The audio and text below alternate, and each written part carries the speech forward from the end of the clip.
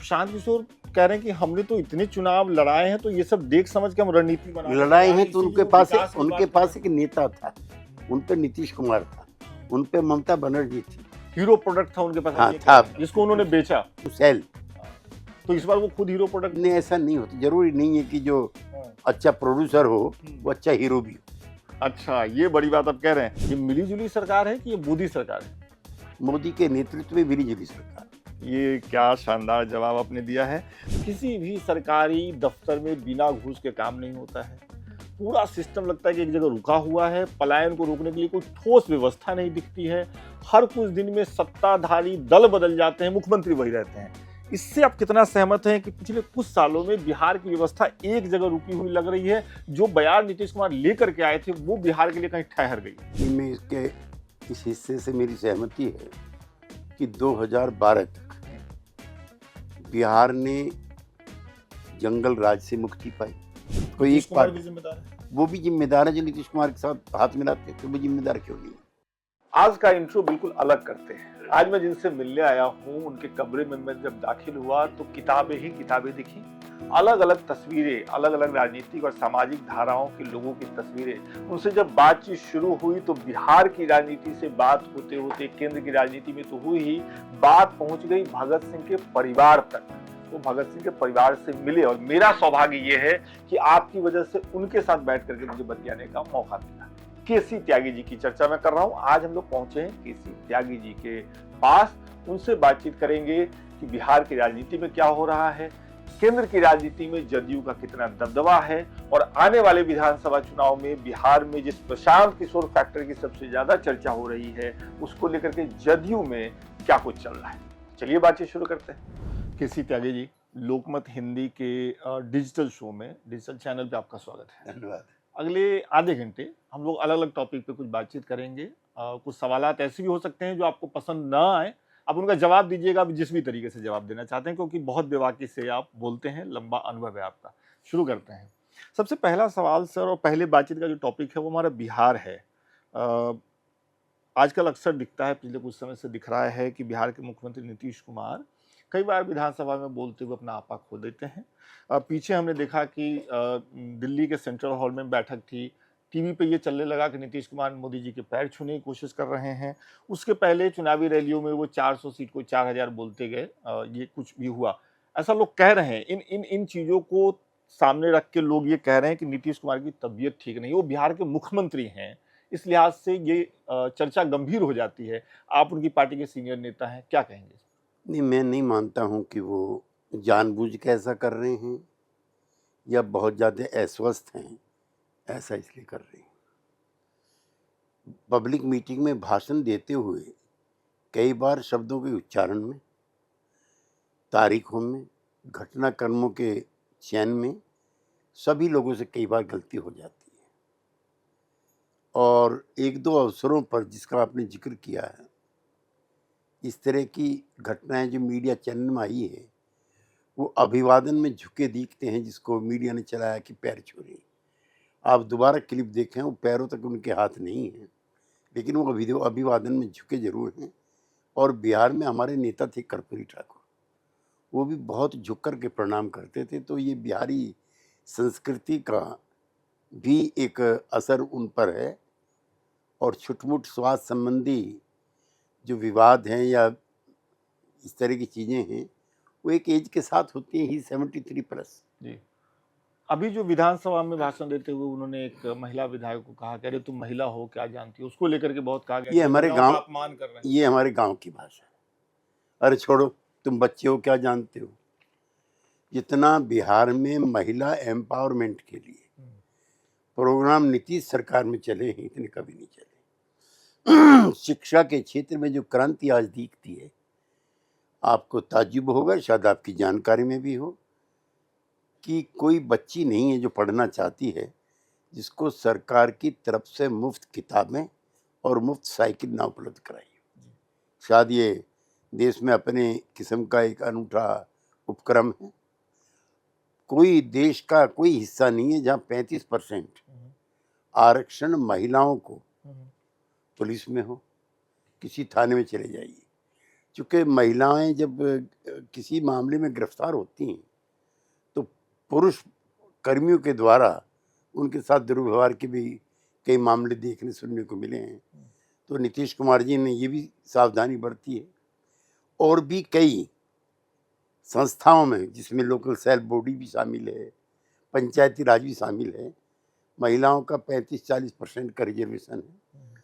तो किसी व्यक्ति को लैंग्वेज में क्या वर्ड स्लिप हुआ है, इसके बजाय उसके कार्यक्रमों पर, उसकी उपलब्धियों पर ज़्यादा उसका आंकलन करना। नहीं, इसमें कहीं दो राय नहीं है कि नीतीश कुमार जब सत्ता में आए उसके बाद लड़कियों को साइकिल बांटा गया, और मैं खुद बिहार से आता हूँ, हमने देखा सड़क पे वो क्रांति हमने देखी। लेकिन बदलते समय के साथ ये भी देखा हमने, जैसे अभी हाल की घटना है, आप बता रहे थे दिल्ली में बैठक हुई, नीति आयोग की बैठक हुई, मुख्यमंत्रियों की बैठक हुई, उसमें नीतीश कुमार नहीं शामिल हो पाए, उनकी जगह पे जो 2 उप मुख्यमंत्री हैं वो शामिल हुए। आपने कहा निजी कारणों से उन्होंने ऐसा किया, तो इन सभी चीजों से मैं निजी कारण भी आपको बता देता हूँ। अच्छा। एक तो ये आपकी जानकारी ठीक नहीं है। नीति आयोग की मीटिंग में सिर्फ मुख्यमंत्री हाजिर हो सकता है या चीफ सेक्रेटरी, सब्स्टिट्यूट में कोई हाजिर नहीं होता है। दोनों डिप्टी चीफ मिनिस्टर अपनी पार्टी की कॉन्फ्रेंस में आए थे।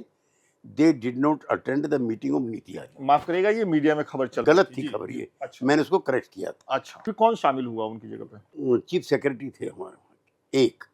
दूसरा, नीतीश कुमार जी नालंदा के रहने वाले, इस्माइलपुर विधानसभा क्षेत्र के पास उनका गांव है। उनके बचपन के साथी राजीव रंजन, एक्स एमएलए इस्लाम, और जो हमारी पार्टी के राष्ट्रीय प्रवक्ता भी थे, राष्ट्रीय महामंत्री भी थे, उनकी एक दिन पहले डेथ हो गई। और उस दिन उनका जो है अंतिम होना था पटना में। परिवार का अभिभावक होने के नाते, पार्टी का सबसे बड़ा नेता होने के नाते, एक कॉमरेड साथी होने के नाते वो उसके फ्यूनरल में शामिल हुए। उसको लेकर के भी मीडिया में कई तरह की चर्चाएं, अफवाहें चलती रही। इसका मैंने बहुत मजबूती के साथ मना भी किया, विरोध भी किया। अच्छा, ये एक चीज बताएं कि एक बड़ा कदम आप लोगों ने उठाया अभी, जब आप मतलब जदयू और आरजेडी सत्ता में आए बिहार में, जातिगत जनगणना हुआ, उसके बाद जो आरक्षण की लिमिट है वो बढ़ाई गई थी। पहले हाई कोर्ट ने उस पर स्टे लगाया, अब सुप्रीम कोर्ट में भी उस पर स्टे लग गया है। बिहार के मुख्यमंत्री विधानसभा में कह चुके कि हमने प्रधानमंत्री जी से कहा है कि उसको 9वीं अनुसूची में डालिए। आप लोग दबाव डालने के मूड में हैं सरकार पे, केंद्र सरकार पे, या सिर्फ कहने की स्थिति में? क्योंकि नहीं, हम ये तो बड़ा मुद्दा है आपके लिए। वो हमारे राजनीति का बड़ा मुद्दा है और हम उसके इम्प्लीमेंटेशन के पक्षधर हैं, ना दबाव डालने के, ना याचना करने के। और ये कर्पूरी ठाकुर जो हमारे नेता थे, जो सोशल जस्टिस का फिनोमिना है या जो पॉलिटिक्स है, उनके कार्यकाल में शुरू हुई थी। और जो जातियों में, सामंतवाद में, उसके शिकंजे में जो फंसा हुआ समाज है, वो कभी भी नए परिवर्तनों को उत्साह के साथ स्वीकार नहीं करता। जब उन्होंने आरक्षण 78 में किया, मुंगेरीलाल कमीशन की रिकमेंडेशंस को लागू करके उनको भी अपने हाथ धोना पड़ा कुर्सी से। ऐसा एक प्रयास 1990 में 7 अगस्त को वीपी सिंह जी ने किया, जब उन्होंने मंडल कमीशन की अनुशंसाएं लागू की, उनको भी छोड़ना पड़ा। और रिवोल्ट अपनी पार्टी से ज़्यादा हुआ बजाय कांग्रेस के या बीजेपी के। अब तीसरा, ये विधानसभा से जातिगत जनगणना हो, ये विधानसभा से और विधान परिषद से 2 बार पास हुआ। ये कोई जेडीयू का, आरजेडी का, कांग्रेस का, बीजेपी का एजेंडा नहीं है, ये बिहार की जनता का एजेंडा है। 1931 में पहली बार जनगणना हुई थी। उस समय सोसाइटी इतनी फ्यूडलिज्म में, कास्टिज्म में जकड़ी हुई थी, लोग अपनी जात छिपाते थे। जैसे हमारे यहाँ यूपी में कल्याण सिंह हैं, वो पिछड़े हैं, लेकिन वो लिखते हैं लोध राजपूत। पूर्वी यूपी में जो कुर्मी लोग हैं नीतीश कुमार की कम्युनिटी के, वो हैं बैकवर्ड, लेकिन लिखते हैं कुर्मी क्षत्रिय सभा। तो ये मांग बहुत दिन से जो सोशल जस्टिस के ऑर्गेनाइजेशंस हैं उनकी तरफ से उठती रही है। इसको लेकर के नीतीश कुमार प्रधानमंत्री से भी मिले हैं ऑल पार्टी डेलीगेशन में। खैर, साहस दिखाया उन्होंने, सारे देश ने उसका स्वागत किया। मंडल कमीशन के मुताबिक 52% आबादी पिछड़ी है देश की और बिहार की 54%। अब जब निकाला पूरा सिस्टम तो पता लगा कि 63.4% पिछड़ी जाति है बिहार में। आज अमृतकाल है, हम आज़ादी के 75 साल मना रहे हैं, तो उन समूहों को भी आइडेंटिफाई करने की जरूरत है जिनके बाद आज़ादी के जो फ्रूट्स थे वो नहीं पहुंच पाए। गांधी जी ने खुद कहा कि कभी देश की आज़ादी का प्रतिफल देखना है, उसके क्या नतीजे हुए देखना है, तो आखिरी आदमी को देखो। तो जो गरीबी की सीमा रेखा के नीचे आज भी रह रहे हैं, जिनके लिए अभी भी योजनाएं इम्प्लीमेंट नहीं हुई हैं, उन वर्गों की गिनती कराई नीतीश कुमार जी ने। एक दूसरा, इंदिरा साहनी केस में 50% का कैप लगा हुआ है, लेकिन तमिलनाडु में जयललिता जी के लिए और वहाँ की जनता के लिए कैप टूटा। अब हम चाहते हैं कि समूचे देश में जातीय जनगणना हो। एक 50% कोई होली बुक में लिखा हुआ नहीं, अब चाहते हैं वो कैप हटे, कैप हटे, पूरे देश में हटे। पूरे देश में हटे, सबके लिए हटे, हमें कोई दिक्कत नहीं। लेकिन यहाँ पे एक सवाल ये आता है कि जिनके साथ आप अभी सहयोगी हैं भारतीय जनता पार्टी के साथ, उनका एक बड़ा vote bank so called upper caste होता आता है, और वो ये मतलब कुछ जानकार ये कह रहे हैं कि बीजेपी के लिए इसके लिए बहुत आसानी से तैयार नहीं होगी। नहीं, बीजेपी ने कभी विरोध नहीं किया, और जो बिहार की बीजेपी है, उन्होंने तो किया ही था। I am on record on saying, उन्होंने इसका समर्थन किया। वरना क्यों वो मुख्यमंत्री के साथ ऑल पार्टी डेलीगेशन में आए और उन्होंने प्रधानमंत्री से कहा कि हम नीतीश कुमार जी के इस प्रपोजल से सहमत है। एक और दूसरा है, समय काल जो है उसका परिवर्तन होता रहता है। अच्छा। मैं उस लोकसभा में था जब मंडल लागू हुआ था, और कैसे पार्लियामेंट के बाहर 1000 का बहुत एंग्री यंग मैन का क्राउड होता था जो इसका विरोध करता था। इस बार जब जातिगत जनगणना हुई है और जब इसके और भी कई प्रदेशों से मांग उठी है, मैंने उस तरह का विरोध नहीं देखा। एक दूसरा, ये बदली हुई बीजेपी है, उनका जो सबसे बड़ा नेता है वो भी गर्व के साथ कहता है कि मैं पिछड़ा हूँ। श्री नरेंद्र मोदी, उन्होंने पटना की, मुजफ्फरपुर की, बक्सर की सभाओं में कहा कि वो दिन चले गए जब एक या दो बिरादरियों की ये पार्टी हुआ करती थी। इसका संकेत आपने किया है। उसने कहा पिछड़ों की है, दलितों की है, आदिवासियों। एक सवाल यहाँ पे ये आता है, विपक्ष लगातार ये टॉपिक उठा रहा है कि जो अगला विधानसभा चुनाव होगा, 2025 का विधानसभा चुनाव होगा, जो कि अब सामने ही है, ज़्यादा समय नहीं है। बिहार के मुख्यमंत्री नीतीश कुमार कह चुके हैं कि पहले भी चुनाव हो सकता है, समय से पहले भी हो सकता है। ये आप लोग बिल्कुल मन बना चुके हैं कि आपके नेता नीतीश कुमार ही होंगे उस चुनाव में? नहीं, मैं ही नहीं, समूचा एनडीए मन बना चुका है। प्रधानमंत्री स्वयं घोषणा कर चुके हैं, बिहार भाजपा के अध्यक्ष घोषणा कर चुके हैं, दोनों डिप्टी सीएम कह चुके हैं, रामविलास जी के सुपुत्र चिराग पासवान कह चुके हैं, जीतन राम मांझी जी कह चुके हैं। तो ये हमारी पार्टी का नहीं। घोषणाएं तो बदल जाती हैं सर, आपको पता है पीछे ये भी घोषणा हुई थी कि दरवाजा बंद है, बिल्कुल अब एंट्री नहीं है, फिर एंट्री हो गई। मैं उन चीजों में अब नहीं जाना चाहता। ये ध्रुव सत्य है कि नीतीश कुमार जी के नेतृत्व में ही एनडीए चुनाव लड़े। अच्छा, आप चिराग पासवान का जिक्र कर रहे थे, मेरे सवाल में एक सवाल है मेरी लिस्ट में। कुछ महीने पहले जब आप लोग आरजेडी के साथ थे बिहार में सत्ता में, तो मैं चिराग पासवान से मिला था एक इंटरव्यू के सिलसिले में, और वो इंटरव्यू अगर आधे घंटे का था तो उसमें से 20 मिनट उन्होंने बिल्कुल नीतीश कुमार जी की आलोचना की। उन्होंने ये भी कहा कि मेरा एक उद्देश्य है कि नीतीश कुमार जी को सत्ता से बाहर करना है। मैं ये समझना चाहता हूँ कि ये कैसे होता है कि एक समय इतने विरोधी तुरंत एक दूसरे से मुलाकात कर रहे हैं, और कितनी देर चलेगा ये? आप मेरे कहने से ये भी समझिए कि पटना में नीतीश कुमार जी का शपथ ग्रहण समारोह चल रहा था, केजरीवाल जी उसमें हिस्सा लेने वाले थे, और लगभग सभी राजनीतिक दलों के सभी नेता उसमें मौजूद थे। केजरीवाल जी ने मुझको एकांत में बुला के कहा कि मैं मंच पे आ रहा हूँ त्यागी जी, लेकिन मेरी विजिबिलिटी लालू जी के साथ दिखाई ना दे। ये आपसे उन्होंने कहा था? मुझसे उन्होंने कहा था, मैं आपके चैनल पे कह रहा हूँ। जब मैं मंच पे चढ़ता हूँ केजरीवाल जी को लेकर के, तो लालू जी अपनी जगह से उठते हैं और जाके उनके सीने से लग जाते हैं। वो फोटो, और ये फोटोग्राफ पूरे विश्व में जो है प्रचारित होता है। तो जब इतनी नफरत थी कि आप शक्ल भी नहीं देखना चाहते, और आज बाजू में बैठे हुए हैं, तो ये राजनीति के जो दायरे हैं, जो सवाल हैं, ये समय समय पर बदलते रहते हैं। मुझको याद है जब नीतीश कुमार जी ने अपना विपक्षी एकता का कार्यक्रम शुरू किया था, तो उसमें ममता बनर्जी कांग्रेस की शक्ल देखने को तैयार नहीं थी। अधीर रंजन चौधरी रोज उनके खिलाफ वक्तव्य देते थे। उत्तर प्रदेश में समाजवादी पार्टी के बड़े कटु संबंध थे कांग्रेस के साथ। नीतीश कुमार का कमाल था कि उसने केजरीवाल, ममता बनर्जी और अखिलेश यादव को कांग्रेस पार्टी के नेतृत्व के साथ बैठाया। तो ये तो परिस्थितियां और सवाल बदलते रहते। ये कोई लेकिन हमारे लिए बदलते हुए ऐसा नहीं है। लेकिन ये कैसा कमाल था नीतीश कुमार का कि उन्होंने बिल्कुल एकजुटता शुरू की, सब कुछ शुरू हुआ, फिर वो सडनली वहां से निकल जाते हैं। नहीं निकले नहीं, वो निकाले गए। किसने निकाला? उसके लिए ममता बनर्जी भी और कांग्रेस पार्टी का नेतृत्व जिम्मेदार है। नीतीश कुमार जी ने और हमने भी, मैं तो रोज टीवी पे बोलता था हम किसी पद के दावेदार नहीं। मुंबई की मीटिंग में तय हो गया था कि प्रधानमंत्री पद का कोई दावेदार नहीं होगा। उसके बाद जिस तरह से अशोका होटल की मीटिंग में राहुल गांधी को प्रधानमंत्री पद के लिए कई लोगों ने सुझाव दिया कि अच्छे हो सकते हैं, एक। दूसरा, नीतीश कुमार जी के जब संयोजक पद के लिए लगभग सभी लोग तैयार हो गए तो राहुल गांधी खड़े होकर कहते हैं ममता जी आपके लिए तैयार नहीं।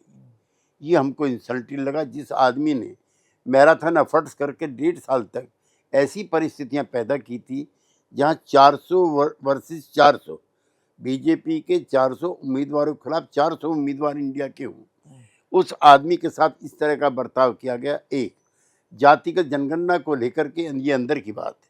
ममता बनर्जी ने कहा ना हम अपने राज्य में लागू होंगे और हम चाहते हैं कि इसको कार्यक्रम से निकाला जाए।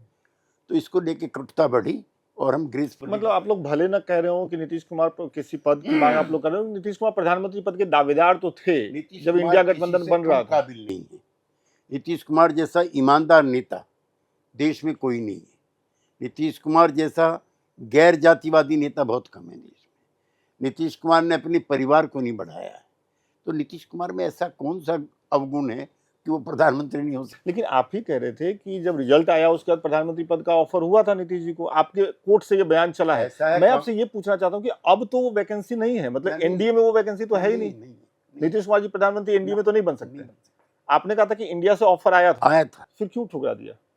काबिल है, प्रधानमंत्री बनना चाहिए था। बात सुनो, जब हम एनडीए में चुनाव लड़ रहे हैं फिर आपका सवाल ये होता कि एनडीए में चुनाव लड़े और यूपी में चले गए, तो आपके सवालों के भी तो जवाब देने पड़ते हैं ना। कई बार पत्रकारों के सवालों से बचने के लिए किया आपने ऐसे, ये तो बहुत वो अनैतिक भी था, गौर अनैतिक था। अच्छा, हमने मोदी जी के नेतृत्व में एनडीए बैनर के नीचे चुनाव लड़ा था और ये राजनीतिक बेईमानी होती कि चुनाव लड़ करके हम कहीं और जाते। तो जिस तरह का रिजल्ट आया और जिस तरीके से रिजल्ट आने के बाद ये दिखा, पूरे देश में चर्चा हो गई, चंद्रबाबू नायडू और नीतीश कुमार 2024 के रिजल्ट के बाद इसी की चर्चा हुई। उस पर आएंगे थोड़ी देर बाद। केंद्र से जुड़े हुए मेरे कुछ सवाल हैं, अभी पहले बिहार वाले पे फोकस करते हैं। बिहार में नीतीश कुमार जब पहली बार सत्ता में आए, केसी त्यागी जी, मैं बिहार का रहने वाला हूँ, एक नई उम्मीद जगी और अगले 5-7 सालों तक वो दिखा भी, हर क्षेत्र में दिखा, पुलिस व्यवस्था में दिखा, तमाम चीजों पे दिखा, लगा कि कुछ नया होने वाला है। फिर हमने देखा कि धीरे धीरे, पता नहीं आप इससे सहमत होंगे कि नहीं होंगे, आज की स्थिति जो बिहार की है, किसी भी सरकारी दफ्तर में बिना घूस के काम नहीं होता है। पूरा सिस्टम लगता है कि एक जगह रुका हुआ है। पलायन को रोकने के लिए कोई ठोस व्यवस्था नहीं दिखती है। हर कुछ दिन में सत्ताधारी दल बदल जाते हैं, मुख्यमंत्री वही रहते हैं। इससे आप कितना सहमत हैं कि पिछले कुछ सालों में बिहार की व्यवस्था एक जगह रुकी हुई लग रही है? जो बयान नीतीश कुमार लेकर के आए थे वो बिहार के लिए कहीं ठहर गई है? मैं इसके इस हिस्से से मेरी सहमति है कि 2012 तक बिहार ने जंगल राज से मुक्ति पाई। बिहार में शिक्षा की इंफ्रास्ट्रक्चर को लेकर के, सड़कों के इंफ्रास्ट्रक्चर को लेकर के, मेडिकल सुविधाओं को लेकर के, सड़कों के निर्माण को लेकर के, महिलाओं की हिस्सेदारी को लेकर के, समाज के दुर्बल वर्ग के लोगों की रिप्रेजेंटेशन को लेकर के बहुत काम। एक उम्मीद तो जगी थी कम से कम। नहीं, काम भी हुए। आपको शायद मेरी आपकी उम्र कम है, मैंने लालू युग भी देखा है और मैं उस समय जेडी में ही था, जनता दल में ही था। मैं 5 बजे के बाद थाने भी बंद हो जाते थे और आम नागरिक का जीना मुश्किल था। पटना शहर खाली हो चुका था। ये प्लान तभी से शुरू हुआ, अगर आपको याद हो। और वहाँ का बिहार का जो श्रेष्ठ जन था वो निकल करके भाग। 2012 के बाद क्या हुआ जो सब कुछ ठहर गया? 2012 के बाद राजनीतिक अस्थिरता रही और इसके लिए जिम्मेदार कौन है? सभी पार्टियां जिम्मेदार है। कोई एक पार्टी जिम्मेदार है? वो भी जिम्मेदार है जो नीतीश कुमार के साथ हाथ मिलाते थे, वो जिम्मेदार क्यों नहीं? अगर नीतीश कुमार अविश्वसनीय है तो विश्वसनीय लोग क्यों उनसे हाथ मिलाते थे? लेकिन इस सब में नुकसान तो बिहार का हुआ ना, आप मानते हैं? मैंने आपसे कहा ना कि वो परिस्थितियां, काल ऐसा था। लेकिन नीतीश कुमार की ईमानदारी में, आप एक उदाहरण, एक केस में आपको चुनौती दे रहा हूँ आपके चैनल पे, बताओ नीतीश कुमार ने कोई भ्रष्टाचार के मामला नीतीश कुमार पर, उनके जो कटु विरोधी, चाहे लालू जी रहे हों या पहले बीजेपी रही हो, लगाया हो एक आरोप? ऐसा देश में दूसरा नेता बताइए ना आप, जिसमें भ्रष्टाचार के आरोप न लगे हों, परिवारवाद के ना लगे हों। 6-6 आदमी एक एक परिवार के बैठे हुए संसद में। जब आपने परिवारवाद की बात की, इसमें कहीं दो राय नहीं है। नीतीश कुमार जी का भरा पूरा परिवार है, लेकिन कोई राजनीति में नहीं है और बिहार में ये विरले दिखता है। मुझे कहने में ये ऐतराज नहीं है। अभी 2-3 दिन पहले की घटना है और मैं ये सवाल आपसे इसलिए पूछ रहा हूँ क्योंकि ये अचानक हुआ।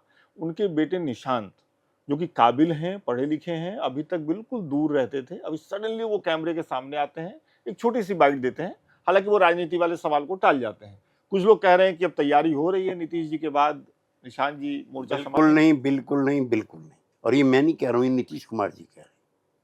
उनके बेटे का, बेटी का, भतीजे का, भाई का, किसी का भी राजनीति में आने का प्रश्न ही नहीं पैदा होता। अच्छा, इतना लाउडली मैं आपके सामने कह रहा हूँ। चलिए ये एक जी। दूसरा, ये बीच बीच में मीडिया के चैनल ही उड़ाते हैं कि शायद उन अपने बेटे को राजनीति में लाना चाहते हैं। अगर वो बेटे को राजनीति में लाना चाहते हैं तो आज बेटा एमएलए एमपी मिनिस्टर होता कहीं ना कहीं। तो जब मलायन करने के लिए आपको कुछ नहीं मिलता है तो झूठी खबरें भी आप लोग प्लांट करते हो कई बार। लोकमत नहीं करता है, लेकिन आप जो कह रहे हैं वो आपकी अपनी बात है। अब बात करते हैं बिहार के आगे की। 2025 का चुनाव है और बिहार को लेकर के अभी सबसे ज्यादा जिस चीज की चर्चा हो रही है वो रही है विजन डॉक्यूमेंट की। जब से प्रशांत किशोर, आप लोग एक समय में सहयोगी थे, बिहार की राजनीति में उतरे हैं, वो अपना विजन डॉक्यूमेंट लेकर के उतरे हैं, घूम रहे हैं, बता रहे हैं। लोग पूछ रहे हैं कि सत्ताधारी पार्टी जदयू के पास कौन सा विजन डॉक्यूमेंट है 2025 के लिए? हमारे पास 2005 में, 10 में, 15 में, 22 में हमारे जो घोषणा पत्र हैं वो हम आपको दिखाते हैं, जिसमें हमारी विजन डॉक्यूमेंट है। प्रशांत किशोर जी हमारे साथ रहे, मित्र रहे, अच्छे वो सलाहकार हैं, लेकिन बिहार में तीसरे मोर्चे का भी कोई स्कोप नहीं।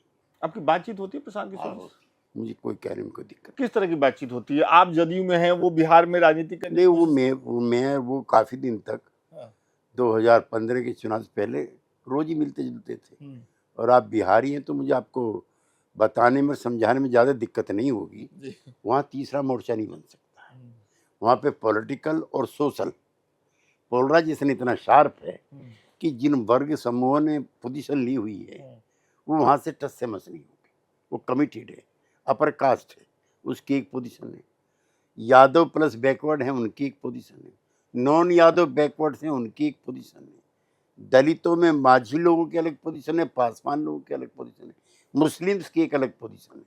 इसलिए मुझको नहीं लगता है कि इन सब चीज़ों को धत्ता दिखा करके, जिस एक आदमी का टेस्ट भी नहीं हुआ है एडमिनिस्ट्रेटिव तौर पर, वो तो कह रहे हैं हमने इतने चुनाव लड़ाए हैं, हमने तो सबको जिताया है, लड़ाएंगे तब भी कामयाब होंगे, लेकिन खुद चुनाव लड़ के कामयाब होना एक अलग बात है।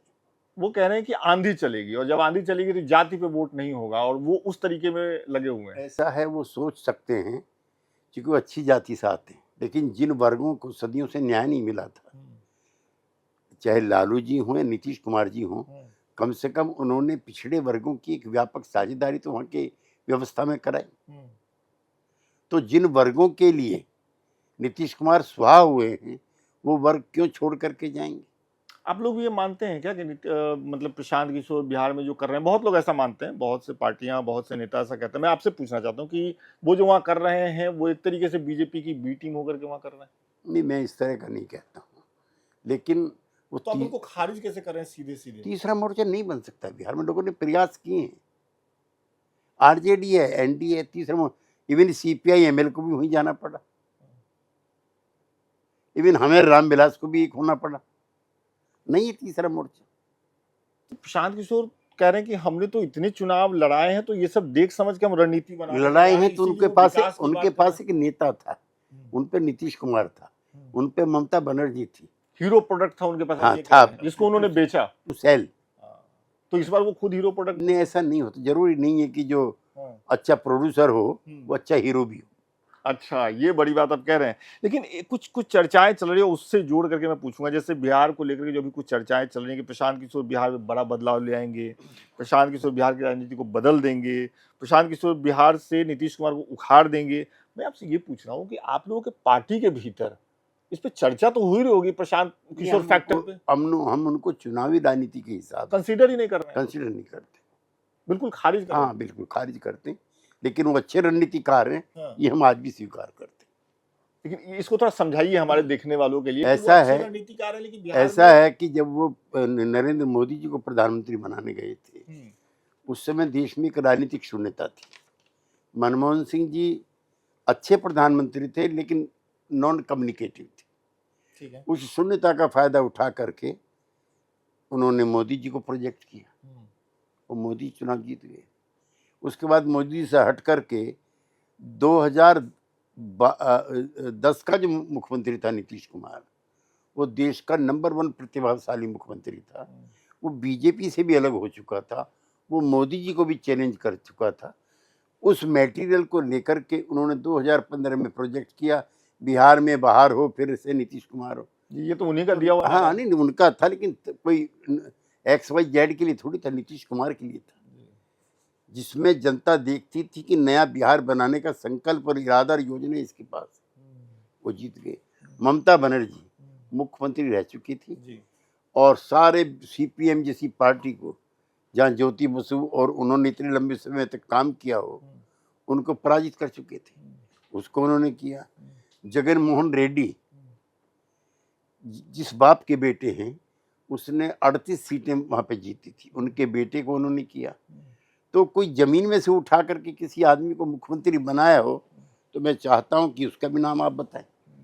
मैं आप ही से नहीं, मैं बिल्कुल आप जो कह रहे हैं वो हमारे दर्शक भी समझ रहे होंगे, लेकिन मैं उस ताकत को समझना चाह रहा हूँ केसी त्यागी जी की इतनी बड़े लेवल पे चर्चा हो रही है बिहार में नीतीश कुमार प्रशांत किशोर की, नो डाउट चर्चा हो रही है, लोग चर्चा कर रहे हैं आपस में, आप सोशल मीडिया देखिए, बाकी जगह देखिए, आप लोग उनको सीधा खारिज कर रहे हैं, मैं ये समझना चाह रहा हूँ, कोई रणनीति नहीं बना रहे। चुनावी राजनीति के हिसाब से खारिज कर रहा हूँ, चुनावी रणनीतिकार की नहीं कर रहा हूँ। क्या अति पिछड़े उनको वोट देंगे नीतीश कुमार को छोड़ करके? क्यों देंगे?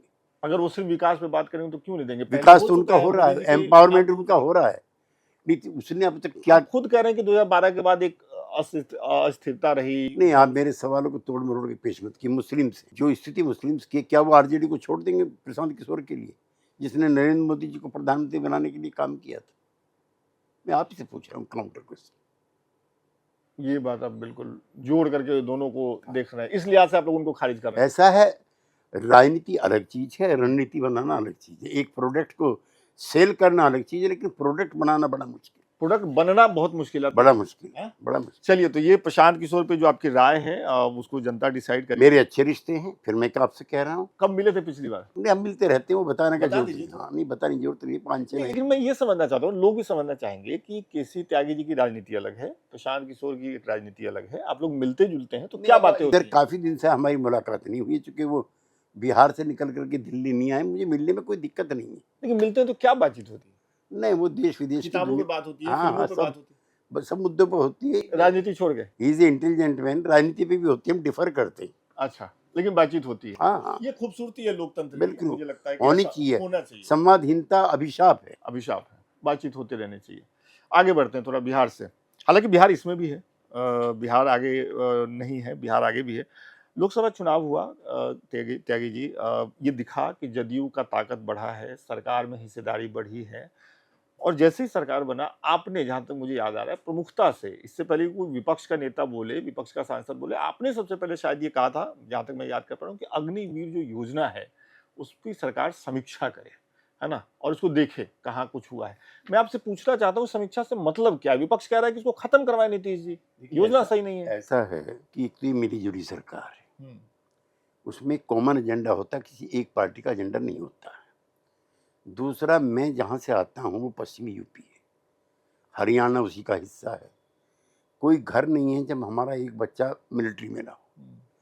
तो चुनाव के दौरान बीजेपी के जब नेता जाते थे, उनसे भी लोग सवाल करते थे। तो राजनाथ सिंह जी का एक बयान मेरे दिमाग में था, जिसमें उन्होंने कहा था कि अगर लगता है इसमें कुछ कमियां खामियां हैं तो हम इसको रिव्यू करेंगे। तो उसी को दिमाग में रखते हुए मैंने सरकार बनने के दौरान ये निवेदन किया था रक्षा मंत्री को या प्रधानमंत्री को कि इसका रिव्यू होना चाहिए कि ये क्या जो हमारे नौजवान हैं उनके लिए उतनी लाभकारी है जितने एक रेगुलर सैनिक के लिए है। ये सवाल मैंने उठाया था। नहीं, तो मैं आपसे ये समझना चाहता हूँ, आप खुद छात्र राजनीति से मुख्य धारा की राजनीति में आए, आपने लंबा करियर बिताया है एज ए छात्र। आप जानते हैं छात्रों की समस्या, या जो लोग सेना में जाने की जाना चाहते हैं और इस वजह से छोड़ रहे हैं। कई जगह से रिपोर्ट्स आई कि गाँव के गाँव पहले सेना में जाते थे, इस योजना की वजह से छोड़ रहे हैं। मैं किसी त्यागी जी से पूछना चाहता हूँ, इस योजना के बारे में आप भी जानते हैं, भरपूर जानते हैं। ये योजना आपको सही लग रही है? इसको खत्म कर देना चाहिए या इसमें कुछ सुधार की गुंजाइश है? सुधार की गुंजाइश है और कुछ सुधार हुए भी हैं। जैसे पहले जैसे? 3 वर्ष का था, अब उन्होंने 7 वर्ष का किया है। लोग कह रहे हैं 12 वर्ष का कीजिए। जहाँ तक किसी के शहीद होने के बाद जो राशि मिलती है, वो 1 करोड़ रुपए इनको भी मिलनी चाहिए, इस पे भी चर्चा बहस चल रही है। तो लोकतंत्र में जो आपके मुँह से निकल जाए वो सत्य ही ज़रूरी नहीं, इस पे बहस चल रही है। आपने बातचीत के बीच में कहा कि ये मिली-जुली सरकार है। ये मिली-जुली सरकार है कि ये मोदी सरकार है? मोदी के नेतृत्व में मिली-जुली सरकार। ये क्या शानदार जवाब आपने दिया है। आगे आगे चलते हैं। अभी कांवड़ यात्रा चल रही है केसी त्यागी जी। मुझे याद आ रहा है नीतीश जी का एक बयान, जिसमें वो पटना में मेरे ख्याल से श्री कृष्ण मेमोरियल हॉल में किसी कार्यक्रम में बोल रहे थे। उन्होंने कहा कि हम लोकतंत्र में रहते हैं, हमें टीका भी लगाना पड़ेगा, हमें ज़रूरत पड़ेगी तो टोपी भी पहननी पड़ेगी, हमें ज़रूरत पड़ेगी तो गुरुद्वारा में भी जाना पड़ेगा। मतलब सर्व धर्मों के लिए जगह होनी चाहिए। अभी कांवड़ यात्रा उत्तर प्रदेश में चल रही है। खबर आई कि जिस रूट से कांवड़ यात्रा जा रही है, वहाँ दुकानदारों के नाम डलवाए गए, लिखवाए गए। हालांकि सुप्रीम कोर्ट ने उस पर अंतरिम रूप से अभी रोक लगा दी है। रास्ते में जो मंदिर मजार पड़े, उनको चादरों से ढक दिया गया है। नीतीश कुमार जी, खासतौर पे आप, नीतीश कुमार जी जैसे जो नेता हैं, आप जैसे समाजवादी पॉलिटिशियन, नीतीश कुमार जैसे मुख्यमंत्री, जिनको बिहार में सभी धर्मों का समर्थन है, आप लोग इस तरह की राजनीति से इत्तेफाक रखते हैं, इन फैसलों से इत्तेफाक रखते हैं? क्योंकि अब आप बीजेपी के साथ हैं। सवाल तो आप पे भी उठेंगे। सबसे पहले शायद मैंने ही इस पर बयान दिया था, अगर आपको याद है, जो काफ़ी प्रचारित प्रसारित हुआ था। हम इसको सही नहीं मानते। संविधान हिंदुस्तान के सभी नागरिकों को अपने अपने धर्म का अपने अपने तरीके से पालन करने की इजाज़त देता है। मैं उसी इलाके का रहना वाला, हाँ। और हरिद्वार से लेकर के गाजियाबाद, जहाँ से मैं एमपी रहा हूँ, सारा इलाका मेरा छाना हुआ है। पिछले 40-45 वर्षों में एक घटना ऐसी नहीं है कि मुस्लिम समुदाय के लोगों ने किसी, ये जो अपने कांवड़िए भाई हैं, उनके साथ गलत जाति की हो, गलत खाना खिलाया हो। और आम तौर पे इन दिनों में जो नॉन वेज खाना है वो वैसे भी नहीं बंद हो जाता है। अच्छा, मैं पूछता हूँ कि अगर नॉन वेज खाना बंद हो तो शराब की दुकान क्यों नहीं बंद होनी चाहिए? दूसरा, पश्चिमी यूपी में जो कन्वर्जन से मुस्लिम्स का, वो त्यागी, जाट, गुजर और राजपूत कम्युनिटीज से। हमारे यहाँ गांव में अभी भी भाईचारा है। इक्का दुक्का मौका छोड़ दीजिए, हमारे यहाँ को कम्युनल फ्लेयरअप भी नहीं है। और ऐसा करके तो आप एक सोसाइटी के बड़े हिस्से का इकोनॉमिक बॉयकॉट कर रहे हैं। मुसलमान की दुकान पे कौन जाएगा फिर? आप ये भी प्रचार कर रहे हैं। कुछ संगठन में, बीजेपी या योगी जी को नहीं कह रहा हूँ, कुछ संगठन हैं। ये फैसला तो योगी जी का ही है। मैं बता रहा हूँ, संगठन का बता रहा हूँ। अच्छा। कुछ जो संगठन है, इट इज नॉट बीजेपी, कुछ हैं अतिवादी संगठन जो कहते हैं कि मुसलमानों की दुकान सामान मत खरीदिए। ये बीजेपी का नारा तो नहीं, लेकिन लोग लगाते हैं। तो आप संविधान के विरुद्ध भी काम कर रहे हैं जब आप इस तरह के नारे। लेकिन त्यागी जी, जब एक संगठन, कुछ संगठन इस तरीके का कहें तो बात आती है कि सरकार ने उन पर कार्रवाई करे। सरकार ही इस तरीके का फैसला दे, आदेश दे, माफ करिएगा, उसके बाद सुप्रीम कोर्ट है। सरकार के गलत फैसलों का जुडिशियल रिव्यू। आप मानते हैं गलत फैसला? तो मैं तो कह ही रहा हूँ, और सुप्रीम कोर्ट ने जो फैसला दे दिया वो सबको मानना पड़ा। उसका स्वागत। सरकार के फैसले का जुडिशियल रिव्यू हो गया, मैं इसका सत्कार करता हूँ। चलिए, केंद्र से जो बजट बिहार के हिस्से आया, पूरे देश में इस बात की चर्चा है कि सबसे ज्यादा पैसा इस बार मिला आंध्रा को और बिहार को। लेकिन बिहार में हमने देखा कि जो विपक्षी पार्टियां हैं, उन्होंने घंटी बजाई विधानसभा के बाहर, कहा कि कुछ नहीं ले पाए, विशेष राज्य का दर्जा नहीं ले पाए, विशेष पैकेज नहीं ले पाए। ये तो सड़कों को मिला है, पहले से सड़कें बन रही हैं। मैं चाहता हूं कि इंडिया गठबंधन की जो सबसे बड़ी पार्टी है आरजेडी, और जो उसका वहाँ सबसे बड़ा नेता है तेजस्वी यादव, वो ममता से, सपा से, कांग्रेस से पूछे कि वो क्यों चिल्ला रहे हैं कि बिहार को सब कुछ मिल गया। ये तो बड़ी भारी चुनाव में मुद्दा बनेगा। विधानसभा चुनाव में? बिल्कुल बनेगा। जब सारा देश कह रहा था कि बिहार को सब कुछ मिल गया, तो एक पार्टी और एक नेता ये भी कह रहा था कि कुछ भी नहीं मिला। क्या एयरपोर्ट के लिए फंड नहीं मिले? क्या मेडिकल कॉलेज के लिए नहीं मिले? क्या सबसे बड़ा थर्मल पावर प्रोजेक्ट भागलपुर में 24,000 करोड़ की लागत के लिए क्या नहीं मिले? क्या 3 एक्सप्रेस हाईवे नहीं मिले? क्या जो धार्मिक स्थल है बोध गया, आपका राजगीर, क्या उनके लिए अतिरिक्त कॉरिडोर अयोध्या की तर्ज पे बनेगा? ये नहीं मिले। हाँ, ये अभी तक तो बजट में तो इसकी घोषणा हुई हुई है तो मिलेगा। विपक्ष कह रहा है ये काफी नहीं। विपक्ष कह रहा है बहुत ज्यादा है। कौन से विपक्ष की माने? राहुल गांधी विपक्ष की या तेजस्वी यादव विपक्ष की? विपक्ष भी दो तरह के हो गए। राहुल गांधी एंड कंपनी दिल्ली में कह रही है कि सारा आपने बिहार को दे दिया। बिहार का जो नेता प्रतिपक्ष कह रहा हमें कुछ भी नहीं मिला।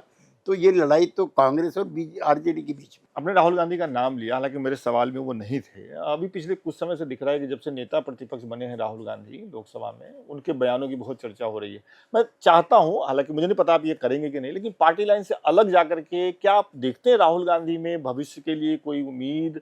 आपको लगता है राहुल गांधी ने पिछले कुछ समय में ग्रो किया है एज ए नेता? कांग्रेस पार्टी के नेताओं के कार्यकर्ताओं की चिंता का विषय है, ये मेरा नहीं है। सीनियर लीडर आपसे नहीं, मैं तो इंदिरा गांधी से भी लड़के जेल में रह चुका हूँ, राजीव जी से भी रह चुका हूँ, तो वो मेरा एजेंडे का हिस्सा नहीं है। तो केसी त्यागी जी से हम लोग बातचीत कर रहे हैं। इसके पहले कि मैं इनके राजनीति में आने और इनसे जुड़े कुछ सवाल पूछूं, मैं सबसे पहले आपको बताऊं कि इनके ऑफिस में जहां हम लोग बैठे हैं, हमारे साथी सलमान इंटरव्यू के बाद इन दीवारों की तस्वीरें और वीडियो लेंगे जो यहाँ पे लगाए जाएंगे। अब देखिए, किताबों का रेला है बिल्कुल।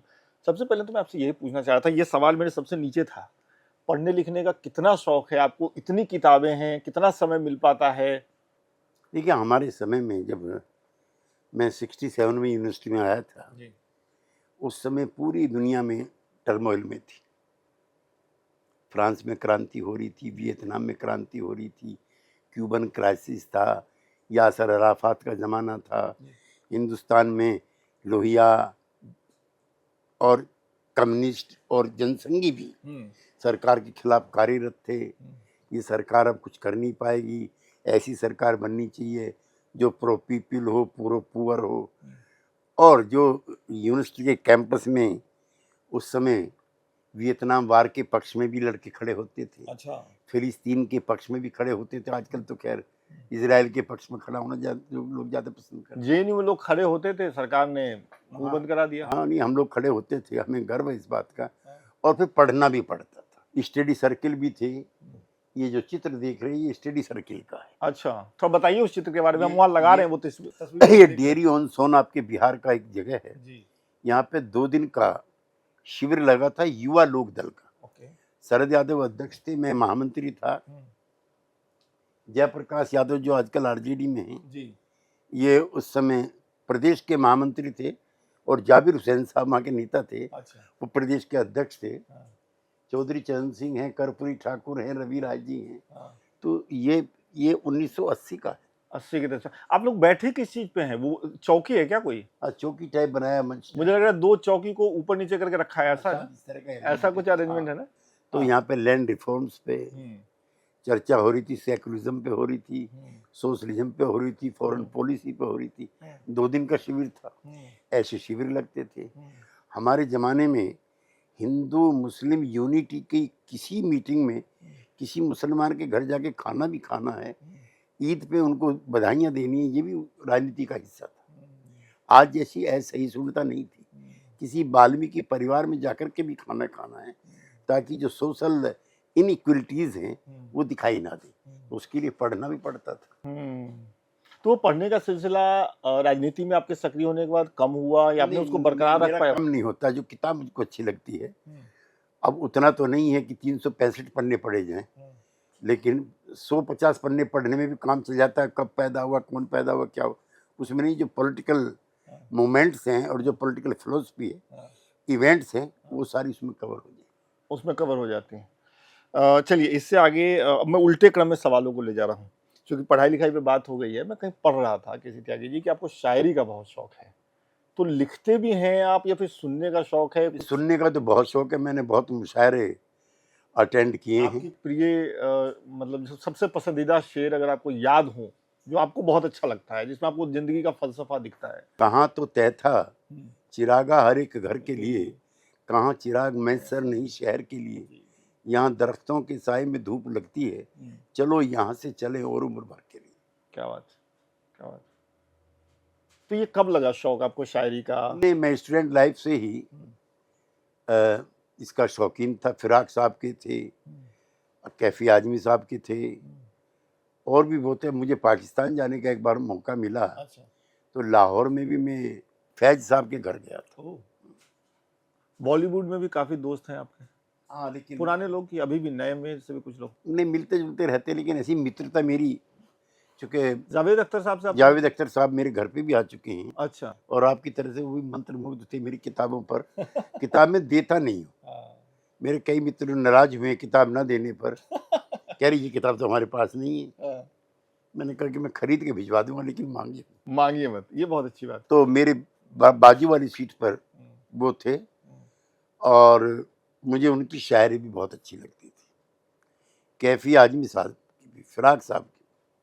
आजकल भी जाते हैं मुशायरों में? सरे शाम से रत जगे के वो सामा, वो पिछले पैर तेरे आने की बातें, फिराक अपनी किस्मत में शायद नहीं था, ठिकाने का दिन और ठिकाने की रातें। क्या बात है, क्या बात है।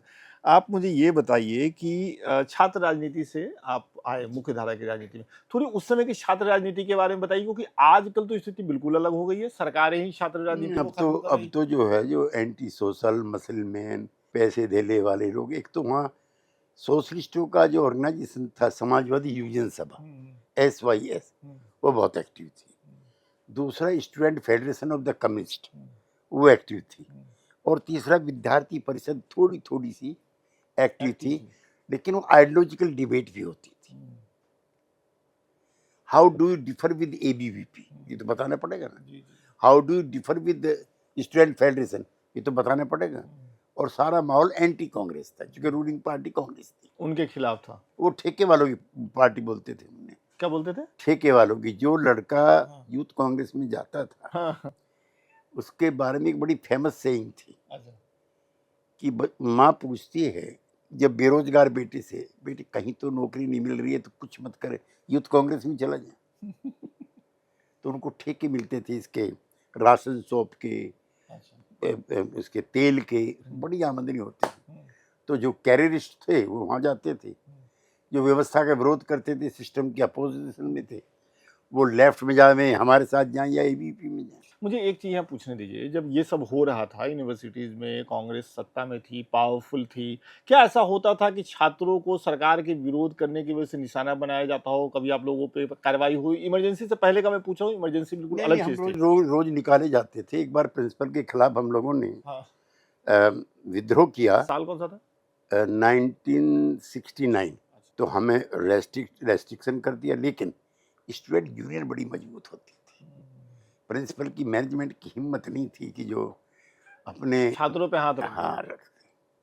राज हमारा था। जेल कब गए सर आप पहली बार, और कैसे गए? पहली बार मैं जेल में नहीं, पहली बार मैं पुलिस कस्टडी में रहा 1967-68 में।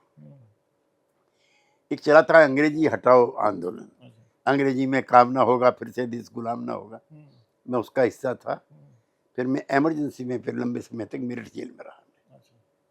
उसके बाद फिर मधुलिमा जी के साथ फिर जेल गया, फिर शरद यादव जी के साथ जेल गया, कई अवसरों पर जेल गया। शरद यादव जी के साथ आपकी अच्छी दोस्ती रही? मैं नहीं, हम लोग 10 साल तक एक रूम में रहे हैं। रूममेट रहे हैं आप लोग? रूममेट रहे 10 साल तक। अच्छा। मैं अपने भाई के साथ भी नहीं रहा। तो कैसा रूममेट, कैसे रूममेट थे आप लोग? नहीं, हम लोग एक ही काम वाम करने को लेकर के भी होता था कि तुम ये करो, तुम एक पार्टी में थे। चरण सिंह जी के यहाँ वो यूथ के अध्यक्ष थे, मैं महामंत्री था। और वैचारिक तौर पर हमारी उनसे पटती थी। बहुत आइडियलिज्म में भरे हुए थे शरद यादव जी भी और मैं भी। एक दौर ऐसा आता है, अभी आपके साथी थे, उन्होंने मुझे बताया, ये जानकारी मुझे नहीं थी, त्यागी जी जो आपके साथ हैं पिछले 35 साल से, कि जब मंडल आयोग की सिफारिशें लागू हुई और देश के कुछ हिस्सों में विरोध प्रदर्शन हुए, उसके खिलाफ लोगों ने आगजनी भी की, आप उन विरले नेताओं में थे जो सोकॉल्ड अपर कास्ट से आते थे, लेकिन आपने उनका समर्थन किया। वो आपके लिए कितना मुश्किल था? मैं और मधु दंडवते जी, उस समय एक ही टीवी चैनल था, उस पर मंडल के पक्ष में बोले, क्योंकि हम कास्टलेस और क्लासलेस, वर्ग विहीन और जाति विहीन समाज के लिए परिकल्पना हम लोगों की थी। तो जब ये लगा, हमें लगा कि जो पिछड़ी जातियों का बड़ा हिस्सा है, और इसमें दो राय नहीं, इसको प्रूव करने के लिए मेरे पास बहुत चीज़ें हैं, कैसे इन जातियों को, जो पिछड़ी जातियां हैं, उनका बड़ा हिस्सा बड़ी बड़ी नौकरियों से दूर है। तो उनकी हिस्सेदारी का, मैं एमपी भी था उस समय, तो मेरी अपनी जाति के लोग ही मेरे खिलाफ मुर्दाबाद करते थे। अच्छा, आपके घर वर भी लोग आ जाते थे? गाजियाबाद में मेरे घर पे भी कई बार आए, यहाँ भी आए। हिंसक कुछ हुआ? हिंसा कुछ नहीं हुई, लेकिन गहमा गहमी रहती थी, आर्गुमेंट भी होते थे, और उसकी मुझे कीमत भी चुकानी पड़ी कि मैं इतना पॉपुलर एमपी था, लेकिन मंडल का समर्थन करने की वजह से मुझे गाजियाबाद जैसा अर्बन सिटी था, वो चुनाव हारना पड़ा। लेकिन मुझे कोई अफसोस नहीं, उसका अफसोस नहीं है। दो आखिरी सवाल। एक, आपके कमरे में मुझे दिखा, एक तो तस्वीर आपने वो बता दी, एक ये सामने वाली तस्वीर जरा बताइए। ये चौधरी अजीत सिंह के जो बेटे हैं, जयंत चौधरी, उनके जन्मदिन की तस्वीर है। उस समय मुरारजी भाई प्रधानमंत्री हैं, और चौधरी साहब गृह मंत्री हैं, इंदिरा जी नेता प्रतिपक्ष हैं, और दंडवती जी हैं रेल मंत्री शायद। इस तस्वीर से जुड़ी हुई कहानी अभी नीरजा चौधरी की किताब में लिखा गया, मैंने पढ़ा है वो। चौधरी जी नाराज थे उस समय देसाई जी से, और नाराज थे, उन्होंने मंत्रिमंडल से बाहर कर दिया था। उसके बाद की ये भेंट है। और जो पोस्टर्स आपने लगा रखे हैं अपने, ये सलमान, इसकी भी लेना तुम अच्छे से विजुअल्स, मैं देख रहा हूँ भगत सिंह भी हैं, ये चे गुवेरा भी हैं, गांधीवादी भी हैं। आपको एक ऐसा फोटो दिखाऊंगा, इतना डाइवर्स कैसे? मैं आपको दिखाऊंगा एक फोटो, जिसमें मेरा फोटो, मैं 19 साल का हूँ। अच्छा। भगत सिंह की माता जी, भगत सिंह की बहन, और भगत सिंह का वो भाई जो फांसी से 1 घंटे पहले मिलकर आया है, सरदार कुलतार सिंह, उनके साथ ही मेरा चित्र है। मैं दूंगा आपको। क्या बात हुई थी सर उनसे? मैं पूरी रात में उनके घर पर रहा था। अच्छा। और मैंने अपनी स्टूडेंट लाइफ में गाजियाबाद शहर में भगत सिंह की मूर्ति लगवाई थी। अच्छा। और हम चाहते थे बजाय किसी नेता के, उनकी माता श्री के हाथों से लगवाए। अच्छा। फिर उन्होंने भगत सिंह के सारे किस्से सुनाए। वो वीर जी बोलती थी उनको निजी बातचीत में। अच्छा। कि हम इसकी शादी करना चाहते थे, लेकिन वीर जी तो इसके आंदोलन के चक्कर में पड़ गए।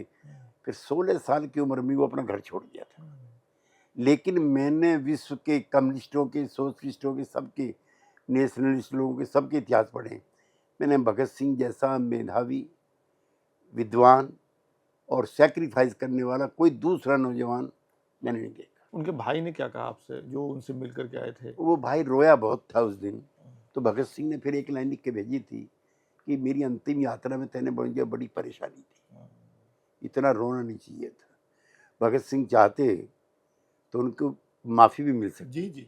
लेकिन उन्होंने उन्होंने तो मना कर दिया था। उन्होंने तो उसके लिए, गांधी जो हैं जी, वो मेरे आज़ादी का जो आंदोलन है उसमें हम लोगों के आदर्श, और पूरा विश्व आज गांधी को मानता है। अभी वो युग है जब आप सशस्त्र विद्रोह करके हुकूमतों को नहीं हटा सकते। लोकतंत्र अकेला रास्ता है। भगत सिंह के साथी हैं, और ये सामाजिक आंदोलन के ज्योतिबा फुले, सावित्रीबाई फुले हैं, विवेकानंद जी हैं, और रामधारी दिनकर राष्ट्र कवि। हाँ, आपने कविताएं भी बहुत अच्छी लगा रखी है। अमूमन इस तरह की कविताएं मैंने तो नेताओं के कमरों में नहीं देखी है जो आपने लगा रखी है। Political activist with conviction. बहुत बहुत शुक्रिया सर, इतने अच्छे से, इतने खुल के बातचीत करने के लिए। ये सिलसिला थमता नहीं, ये बहुत लंबी बातचीत चल सकती है, लेकिन आप समय की भी एक सीमा है। हम लोग कोशिश करेंगे कि लोकमत पे और आपसे बातचीत हो, मुलाकात होती रहेगी। लोकमत जो है, जब मैं जाता हूँ महाराष्ट्र, तो मराठी में भी चलता है जी, और हिंदी में भी चलता है जी। और हमारे मित्र हैं दादा जी, ये उनके पिता श्री आज़ादी की लड़ाई में भी जेल थे जी। उनके द्वारा ये प्रचारित प्रसारित है। मेरी इसके लिए भी शुभकामनाएं। बहुत बहुत